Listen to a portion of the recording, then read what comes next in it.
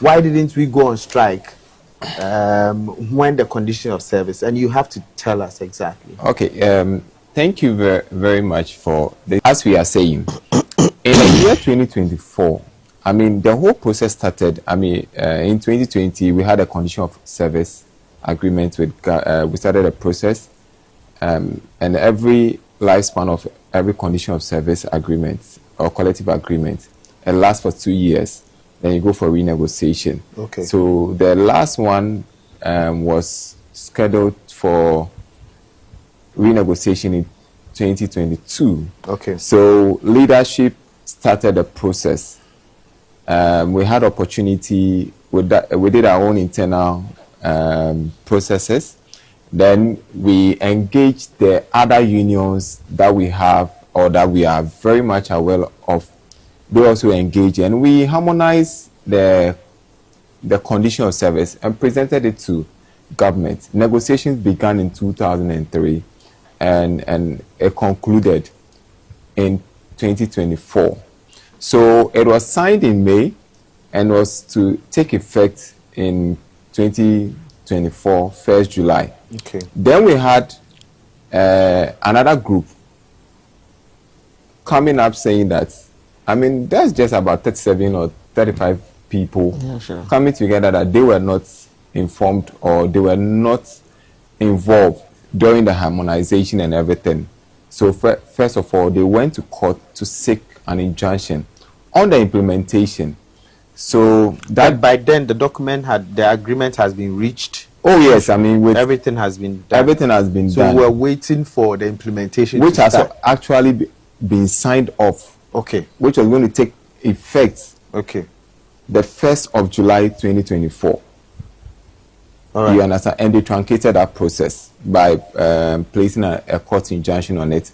Then, you know, Ghana Registered Nurses and Midwife Association is a law-abiding organization. So we heeded to the tenets of the courts.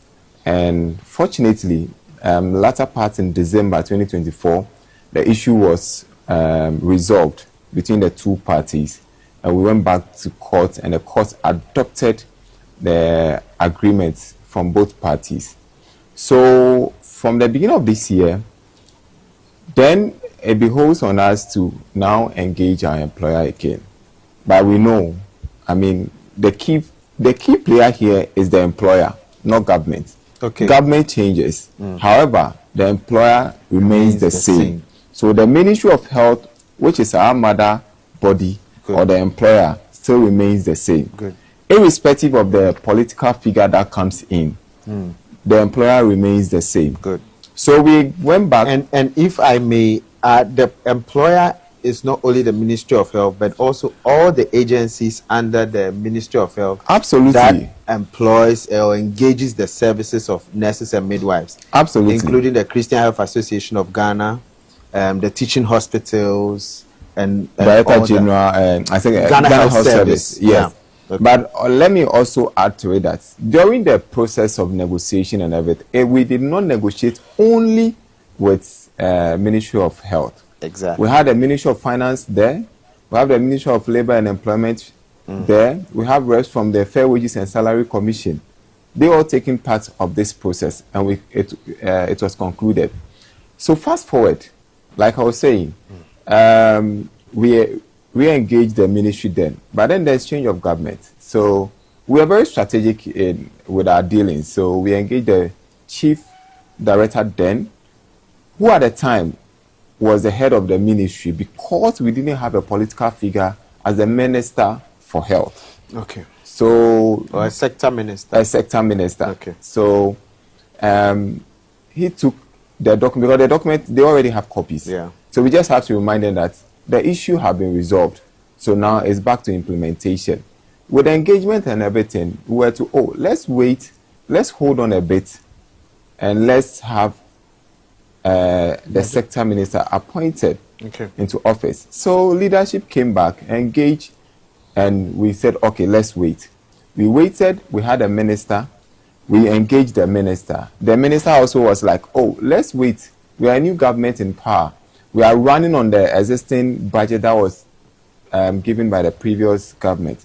So let's wait for our own budget for the year 2025. I mean, as passionate as we have for our profession and the service that we render to patients, we also realize that we must also agree in principle with our employer. So we agreed. Then subsequently, we had a couple of meetings. Leadership had a couple of meetings. And as one promise after the other, Minister has traveled, Minister of Finance has traveled, and here and there. But we realized that looking at the things that we are supposed to benefit, these are, I don't want to say, these are some of the majority of them are existing things that we're already running on it based on the old condition of service or collective agreement that has been in place. Yeah. So there's nothing so new that has to take that huge meeting and everything to make sure before it comes into reality. Then we engage. But realize that no, the picture we are seeing, we are not likely to get what we want, not for us as leaders, but for our members.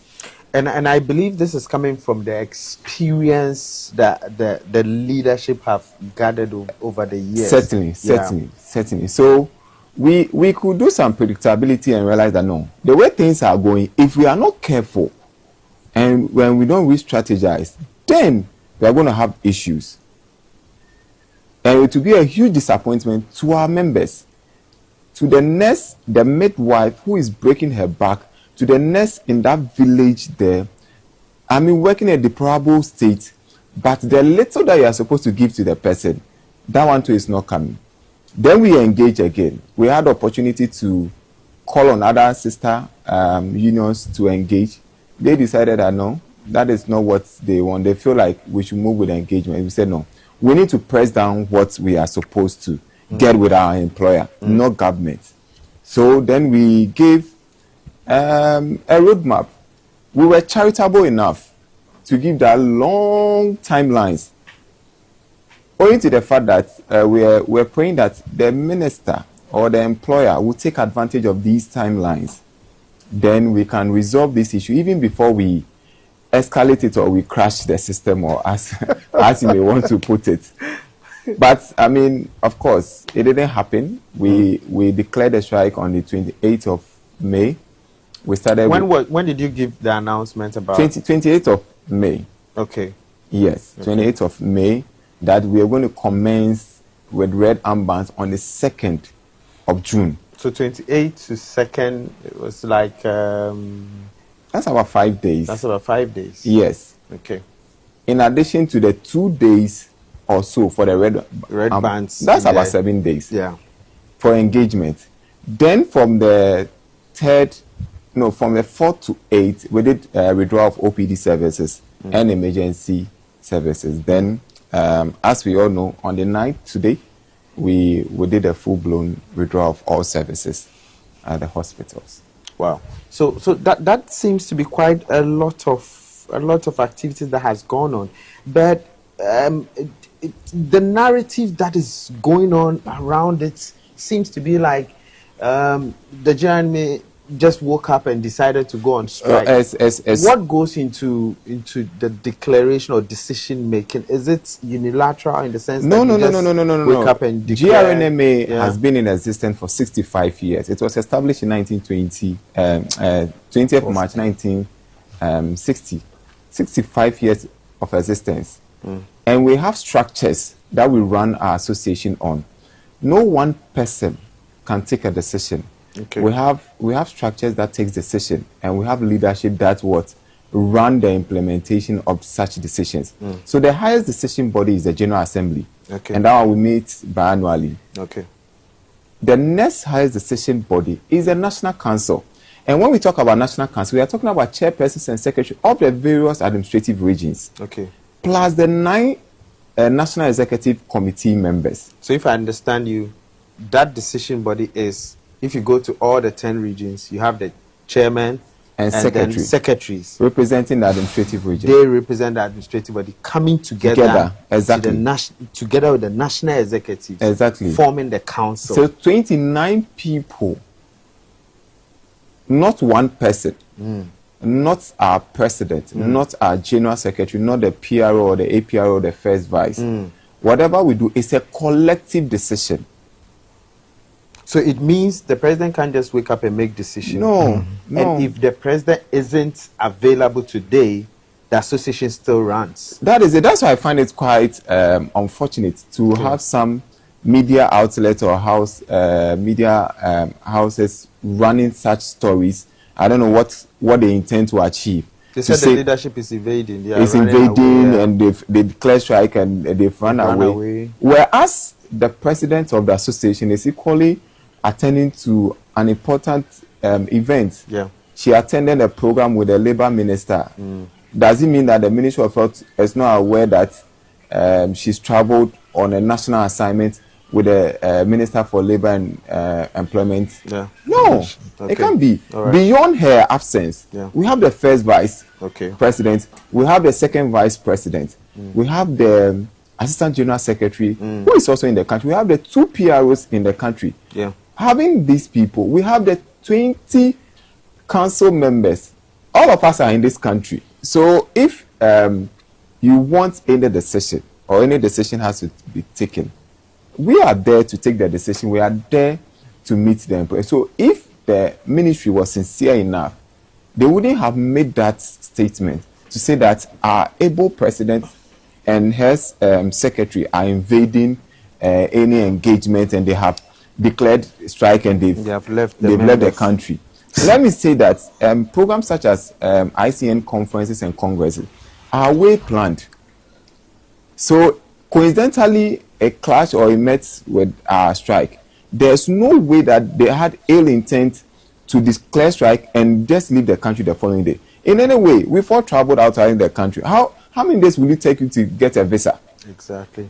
Even to travel to Nigeria, you don't just walk in a day and just get a visa.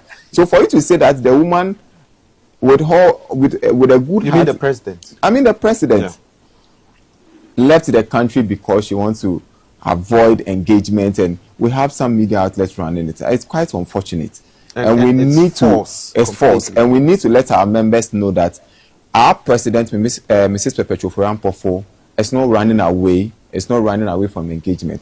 However, the association runs on structures. The structures are still in force. We are still working. So there's no way one person will hold the whole association or the country to ransom. No, not at all. So let me.